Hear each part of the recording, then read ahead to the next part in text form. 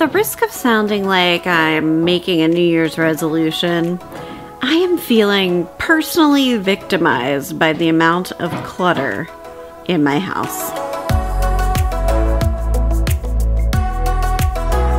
It's from a movie, Mean Girls. People get it. That's a thing? Yeah. It's who here has felt personally victimized by Regina George. People repurpose it into memes all the time. Who here has felt personally victimized by your toddler? Try to remember that people think I'm funny. I know you don't, but I can't take the chaos. There is so much clutter in my house, and I can't take it anymore. I don't know about for you, but for me, my house is my safe, happy place. And if it's a mess, well, it leaves me feeling like a mess. Oh my goodness. That's Kenny tearing apart the house. Oh my gosh, what are you doing? Where do you want me to put this? Back in the bathroom? Outside. It goes outside. If it doesn't go in the bathroom, it goes outside. As I was saying, I like my house to be my safe, happy place. And right now, it feels more like Your unhappy place? my unhappy place. But you're not unhappy. My scary, unhappy place. Right now, my safe, happy place is feeling a little stifling. Let me show you what I mean.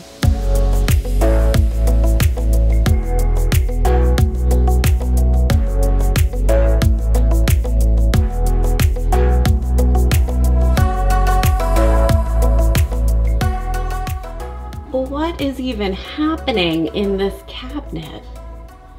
There's Christmas dishes, there are lunch boxes, there are bottles of dewormer, there are probiotics and muffin tins. Remember not to get too personal. Now, in my defense, it's 2 days after Christmas, so everything's feeling a little out of control. I mean, usually it's not this cluttered. It's just really exaggerating the fact that I need to minimize, sort, do something about the stuff problem. We have a stuff problem, a problem with stuff. I think it's particularly challenging to feel like your house is in total chaos when you spend the majority of your time there. Not only do I live here, but I work here too. So I could sit here and drink wine and complain about my stuff, like I am. Or I could drink wine and do something about it. So I've decided to drink wine and do something about it. I've divided the house up into sections, and I think that I can tackle these in 2-week increments. Everything except Robbie's bedroom. That's gonna take 4 weeks. So here's the plan. I'm gonna take the next week or so, put Christmas decorations away, catch up on laundry. It's a good joke, right? Because we ever catch up on laundry. And get ready, because I am going to take on a room at a time and declutter, make repairs, generally go room by room and make sure my house is... Where's that mallet that I was chasing you with? I don't even know how to respond to that. Everything's everywhere, so I can't find it. Yeah. I chased you lovingly. So Is there a loving way to chase someone with a mallet? only if I do it. And maybe in this whole process, Kenny will stop taking mallets to things. But I'm sure I'm gonna come up with plenty of projects for him. I figure that it will take me January, oh my goodness, can you even hear what I'm saying to you? Over the destruction happening in the bathroom. I think that's water running. Was that water? No, all the water's off. I figure it will take me 8 months. So January through August to get through the entire house. And that will include the basement. This is an 8-month video? This is an 8-month video. It's not gonna be 8 months straight. Now, you would probably be sick of watching me reorganize for 8 months straight, right? So, join in with me. Oh my goodness. I think it's hilarious that I'm just pounding and breaking things. Yeah, it's amazing. So I'd like to invite you to join in with me. I posted the plan and the schedule on our website, lifeonbeagleroad.com. And the first important thing to know is I've tried to make this a really doable time frame because I have a tendency to overcommit myself. Probably seen that here before. But I wanted to make this sustainable, so I really would get through the whole house. And I'm gonna tackle sections of the house in 2-week increments. The first week I'll declutter, figure out what in the room needs to be moved somewhere else, what's staying, what is trash, and what can be sold or donated. Do you think I can sell my husband? Or at least donate him? Channel my inner peace and know that that bathroom is going to look amazing when it's done. Till then, I just have to keep it together. So anyway, week 1 will be declutter and deep clean. Week 2 will be make repairs. And in this house, that's going to include a lot of touch-up painting. We've got a serious issue with gouges in the wall, marker on the wall, fingerprints on the walls, dog snot on the walls. We have a lot of problems with walls here. And if Kenny is not gonna knock them down, then I guess I have to repaint them. You're very literal. So for January, I chose the dining room and the kitchen. 2 rooms that we use the most. The dining room won't be too bad. The painting in there is gonna be the biggest issue, and I want to reorganize the kids' craft stuff. The kitchen, well, it could be worse, right? Might as well just get it over with. And clearly, I can't do the bathrooms in January because... What? Not my fault. Because Kenny is tackling the bathrooms in January. So what should you all do? Well, first, this will be a whole lot more fun if we all participate and share before and after photos, and it will keep us motivated, right?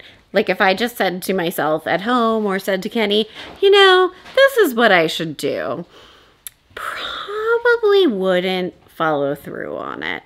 But now that I've told all of you and promised you weekly videos about it for 8 months, I guess I have to do it. First, think about what you really want to accomplish. Is clutter the issue in your house, or do you have repairs to make? Do you want to create new organization, or do you just need to get rid of stuff?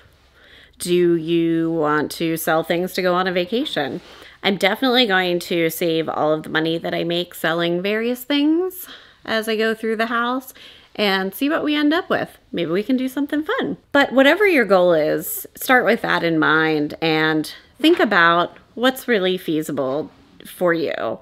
You know, is 1 room a month instead of 1 room every 2 weeks doable for you? Then great, do that. Something's better than nothing, right? Set a goal that's attainable. And you can follow along with us on Instagram, on YouTube, tag us in your photos on Instagram, join our Facebook accountability group where we can share ideas and before and after photos as well. Let's make this fun instead of like the chore that reorganizing and cleaning your entire house can be. An important thing that I put on the list on the website is assign tasks to a professional or your spouse. As you go room by room, think of what kind of great projects Kenny, I mean your husband or wife, can do for you.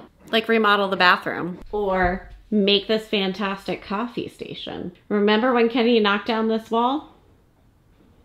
Well, it was chaos for 3 months, but he turned it into this. Take the next week and think about what you want to accomplish.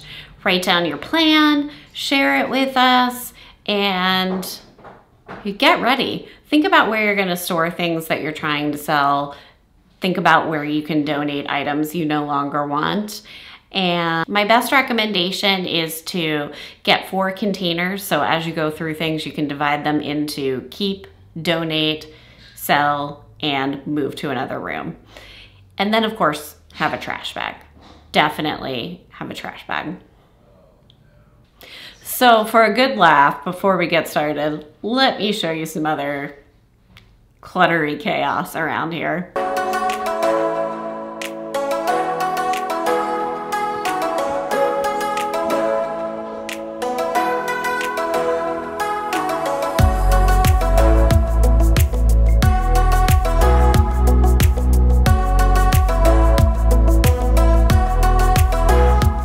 Like, what is this?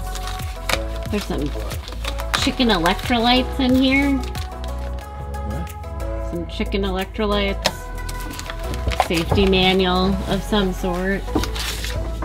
Some chalkboard stickers. You know, with the Dutch oven and the Instapot. That's where those things go.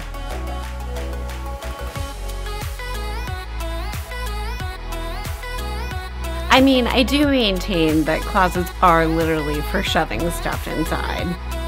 All right, make your plan, do your laundry, put away your Christmas decorations, and I'll meet you back here on January 7th.